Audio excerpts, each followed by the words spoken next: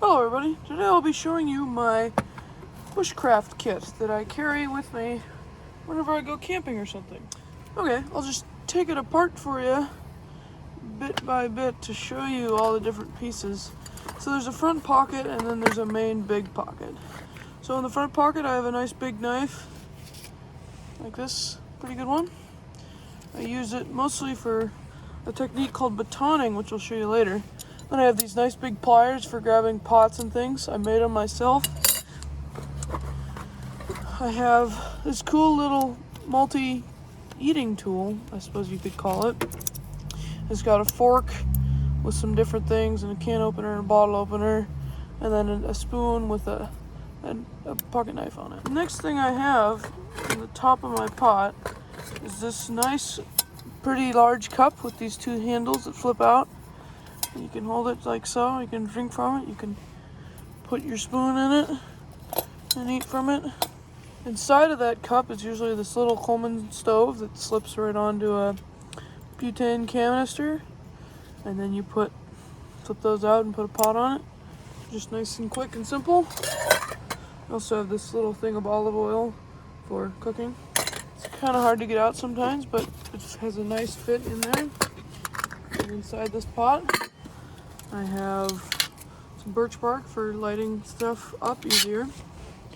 I have a fire steel. This is a kind of stove that you fold together to make like a box, and then the stove sits on top of it. I'll show you that put together in a little while. And last but certainly not least, my 4-dog stove. It's got this little alcohol burner in it. It's removable. I just keep that in there because it saves space.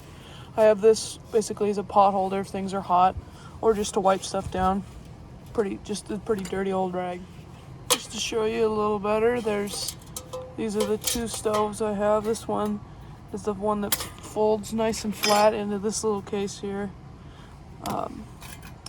It's called the Fire Ant, made by Emberlit. And then this is the 4-dog stove, like I said before. It's got a really good design, a bunch of fan blades on the bottom to let air circulate in kind of a spiral, and then a bunch of air vents around the sides that let even more air in. It works very, very well. Today I'm going to be using this titanium 4-dog stove to make some tea in my thermos. It'll be a fun little demonstration. This technique I'm doing here is called batoning. It's where I hold the knife on top of a piece of wood I'm wanting to cut, and then hit the knife with another piece of wood to slam through the wood and cut it into smaller pieces, and then I can break that into even smaller pieces with my hands and make those 3 little piles as you see there, those are great piles for the stove. The biggest pile there is the final size of the sticks I use for burning.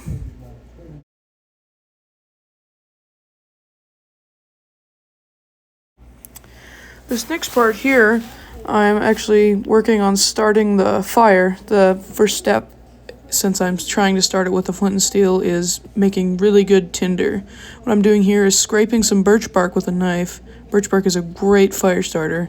And by scraping it with a knife, it creates tiny little pieces that can easily be lit on fire by the flint and steel. And once I get it here, it takes a few tries. Sometimes I have to scrape a little more there, maybe blow some of the sooty dust that isn't very good. But once I get it again with the striker, I get everything ready that I need. I get it to start right now, and then I put that other piece in, and then I put it all in the stove, and I add little pieces, and the stove starts right up. Look at that.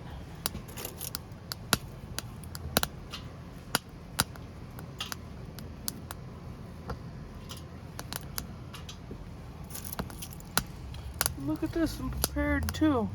You always want to over-prepare for this kind of thing. You're always going to need more than you think you'll need. Got a pot of water I'm going to boil for some nice peppermint tea. I think this is it, folks. Rolling boil. with the 4-dog stove. Wood. And now I'm gonna pour it from there into there. Have some nice tea. And that's how my kit did to make some tea. Another nice thing about this stove is that when everything is burned down, it burns so efficiently that it's just ash left over. There's hardly any charcoal. And you can just dump it out and it's like you were never even there. Thank you for watching. I'll see you in the next video.